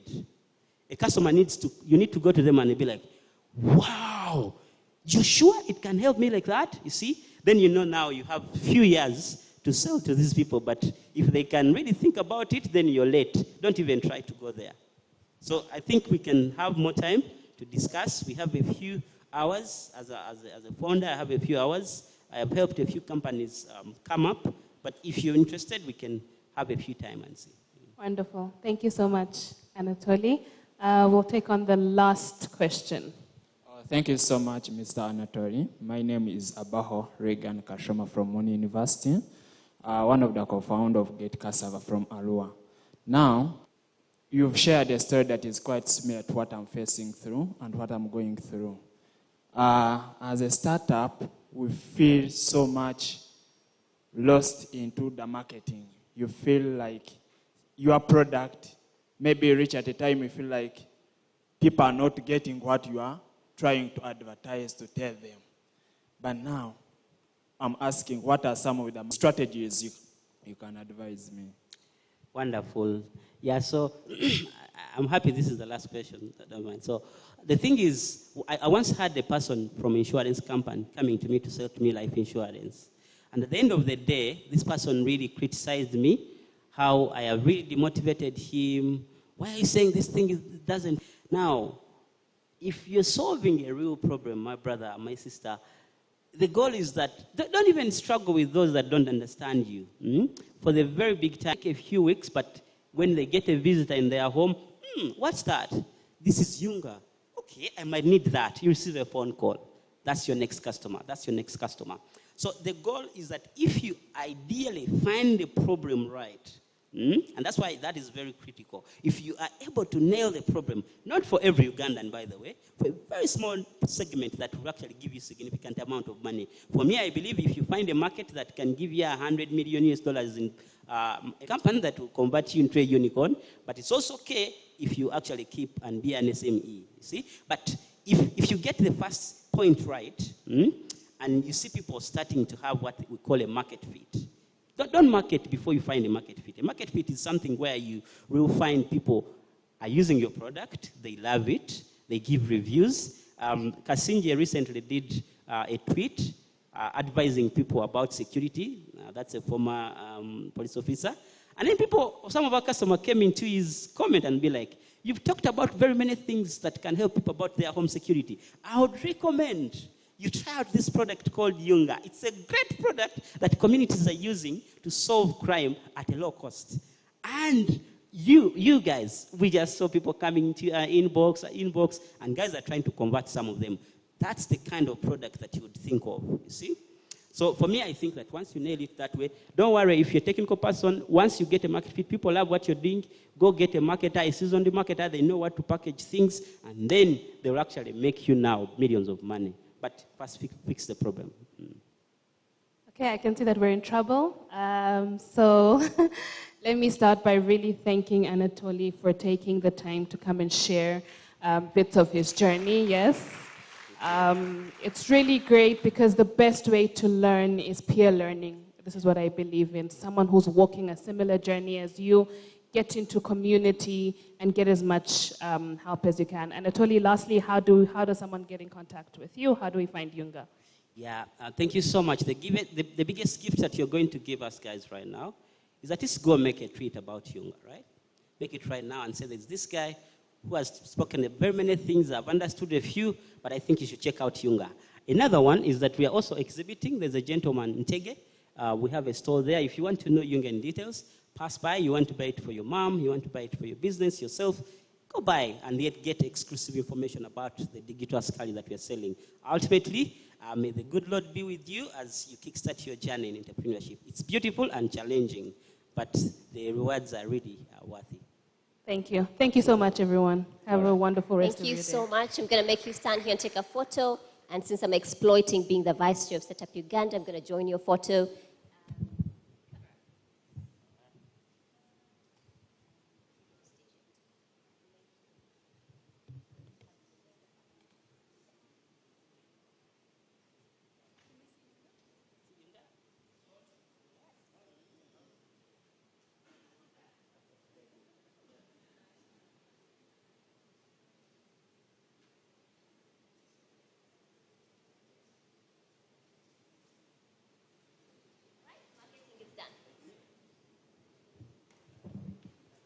Thank you so much. I really, if you've enjoyed this session, I think it's fair that you clap because lunch is coming. Thank you. And like he mentioned, I think a lot of times we see founders like this and we want to meet them in the corridors, say, can you be my mentor? And to be fair, life is quite swamped and busy. And he could fail on being your mentor, but there's something that he could teach you in an hour or so, in 30 minutes. So I hope that we have a moment to maybe find Anatoly and get just more nuggets from him. But thank you for sharing so vulnerably, but also in a way that I think a lot of us can relate in the room. And I hope that you took away some practical solutions, practical ideas, or at most you have a new light bulb moment that's going for you. So in the afternoon, we have the business clinics. And I want you, when you go for lunch, not to forget that. Also, the traffic is bad, so you're going nowhere. It makes sense to remain here. We have free Wi-Fi, we have lounges where you can sit and work, we have deal rooms where there's people interested in meeting you and maybe striking a deal or giving you, maybe ideas on why they would strike a deal if you improve a few things. We have exhibition booths, and it's only fair that we give innovators the limelight that they deserve, so let's put traffic there. So with the business clinics, anyone has heard of Numida in the room? Anyone knows Numida? All right. Numida gives digital loans for businesses. So you want to be here and see what is it that they offer and how you can tap into that. Or maybe be inspired to see how you could partner with them, either the client or a service provider. Anyone knows Tubayo? Anyone been of Tubayo Market Days? All right, so Tubayo is going to be here as well, showcasing the opportunities they have for all of you to be a part of. So please show up here between 2 to 5. Fly Hub is with the Stanbic Incubator, and they have brilliant ideas to share later, and we'll also be having Zofi Cash. Anyone was part of the masterclass this morning? Yeah? So Zofi Cash is going to be sharing as well just opportunities within Zofi Cash.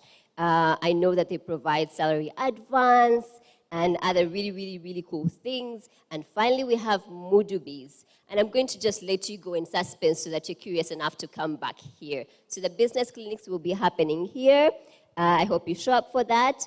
At the same time, we'll be having something around decent work and inclusion happening in the breakout room. Please look at your program, which is on your chest. Hopefully, you have your card that should show you which room you want to be a part of. We have ushers. They have lunch coupons because what is life without food? So we're going to wait on them to make sure they give you a coupon. They'll be leading you to the lunchroom. The beautiful ladies on the either sides of the room should be able to guide you where you can have your lunch.